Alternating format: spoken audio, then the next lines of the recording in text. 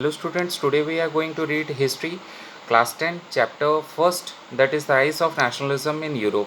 So we are today going to read about the history in such a section of Europe that it led to the nationalism. At that point of time there were no nation state existing, and people or the kingdoms were not having any kind of unified political boundaries. The people were very different from one another. The culture, ethnicity, language, everything was different and quite vast from one another.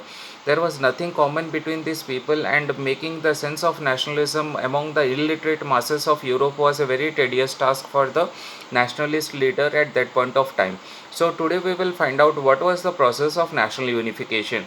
How did the states of Europe came together, how they fought for democracy, and what was the first step likely towards the democracy. Was it democracy, or was it something other than democracy which was likely to be a democracy? We will find out in this chapter, the rise of nationalism in Europe. So first we will begin this chapter with a very beautiful painting by French artist Frédéric Soriot in the year 1848. The name of this painting was called as a dream of worldwide democratic and social republics. So it was called as a dream because at that point of time the people of Europe were not independent, the cities were not independent, the countries were not independent, they were not having a clear cut national boundary, and everything was different, and the vast majority of people were illiterate about the nationalist movement at that point of time. So the Frédéric Soriot tried to explain his vision, what he meant by the dream of this worldwide democratic and social republics. So in this page, first page, you can see there is a long serpentine line of people who are marching towards the Statue of Liberty. They are offering their homage to Statue of Liberty. So these people can be clearly identified from the people of Europe, of all ages and all classes, men and women alike. They are marching in a festive procession, and they can be identified with their national flag and national costume. They are quite unique from one another, and they are offering their homage to Statue of Liberty. Liberty here signifies the statue here signifies liberty means freedom, and it signifies that freedom is coming. So they are praying or giving their respect to the Statue of Liberty. Liberty is a female allegory. Statue of Liberty is the female allegory for the term or the notion of liberty. So in her one hand she is holding the statue, is holding one hand the Charter of Rights of Man, and in the other she is holding the Torch of Enlightenment. Torch of Enlightenment means the light signifies knowledge. It signifies that it personifies that when light comes, ignorance move out and knowledge comes, and people will be awakened by new enlightenment. And the Charter of Rights of Man indicates the human rights. If a citizen is born to a certain country, what his or her rights envisages, it signifies about that. In the foreground, you can see there are the shattered remains of the absolutist institution. That means the remains of the kings or the queens who were in charge of the royal power, and the royal power has been abolished from now. It has come to an end, so it is lying shattered in the ground. It is lying applied in the ground with decay of the royal power. It signifies that. And leading the processions are United States and Switzerland. By that time they were already nation state. Following this is the people of France. France is identified by the revolutionary tricolor. Next you will see the people of Germany. The Germany is clearly identified by the black, golden and the yellow flag. It signifies the people of Germany. Though they were not a part of the nation state at that point of time, yet it signifies that they were a portion of this march. So black, red and gold flag is the indication of the German people, and it is a hope of expression that this Germany would be united at some point of time. Following the German people are the people of Austria, Kingdom of Two Sicilies, Lombardy, Poland, England, Ireland, Hungary and Russia. And from the picture you can clearly denote that from the skies or the heaven there are Jesus Christ, saints and angels. They are gazing upon the scene to bless the people. Here Jesus Christ has been portrayed by the artist, French artist, in order to signify that people of distinct nations of Europe are under the same religion. If they pray to the same father, that means they are the god of the they are the sons of the same father. That means it symbolizes fraternity or brotherhood. Okay, in order to symbolize fraternity, Jesus Christ has been used by the artist to portray fraternity in this picture. This is the picture. The French artist created Frederic Soriot in 1848 created this image. Next, we will go to the French Revolution.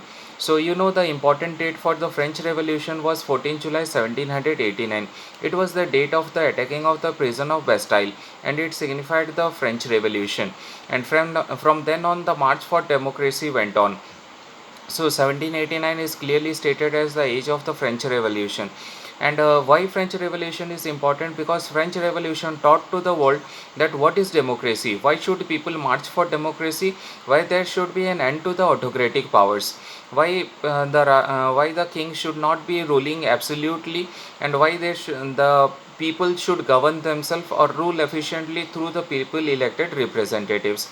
We are not going to read about the French Revolution because we have already covered the French Revolution in class 9th. We are going to read about what were the steps taken by the French nationalists to promote nationalism in France. So first is the idea of La Patrie and La Citoyenne was promoted. La Patrie means fatherland and La Citoyenne means citizen. Here fatherland and citizens are important. Next, a new French flag was introduced. It was a tricolor flag, replacing the former Royal Standard flag, which represented the king and its autocratic rule. Next is the Estates General was renamed as the National Assembly because it also represented the autocratic powers of the monarchy. Next, new hymns were composed, oaths were taken, and martyrs were commemorated. Commemorated means remembered, martyrs means those who die for the nation. They are called as the martyrs. So, centralized administrative system came into a place. Internal custom duties means internal taxes for ferrying goods from one place to another within the state were abolished, and a uniform system of weights and measures were introduced because at that point of time every area we used to have a different unit of weights and measure. There was no standard weights and measure as well as currency, so new national currency was also introduced. Regional dialects were discouraged. Dialects here means language. Regional language were discouraged and French was spoken as the national language, and it was written in Paris. It became the common language of the nation. And the French revolutionaries further declared that it was the responsibility or it was the mission of the French people to spread the idea of democracy far and wide throughout Europe. So actually the French armies moved towards Holland and different part of Europe to spread the message of nationalism ahead. So the nationalism or the democracy came and went in France for a number of times. Again after 1804, in 1804 there came the rise of another one monarchy. The name of this person was Napoleon Bonaparte. He was a conqueror. Though Napoleon was a conqueror, he was a modernizer in a very distinct sense. Napoleon brought a number of reforms in the armies and also in the bureaucratic system. So in 1804 he reformed the bureaucratic system, and it is known as the Napoleonic Civil Code of 1804. And what were the system with the Napoleonic Civil Code of 1804? It did away with the privileges based on birth. So nobody would be distinct upon the base of the birth, or your family background won't distinguish you from the another. You are, that is the equality before the law. Everyone was same before the law. Nobody would be advantaged according to the caste creed or anything else here. The code was exported, and next important thing was the right to private property.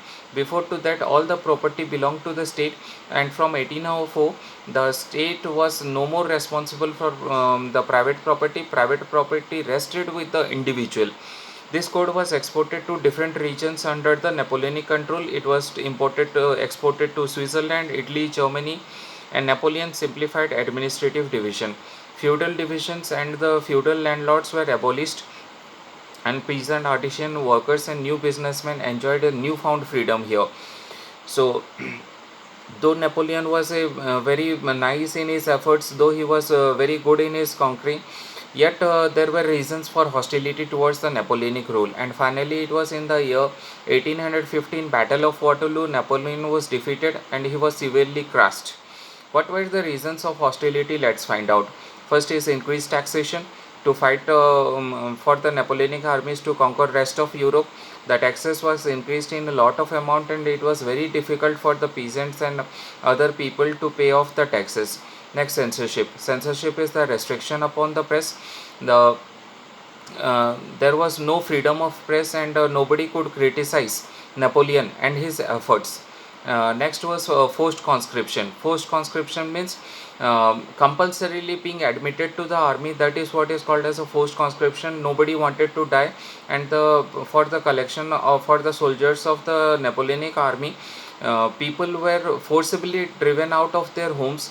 Young sturdy people who were driven out of their homes, and this gave a rise of hostility towards the Napoleonic rule.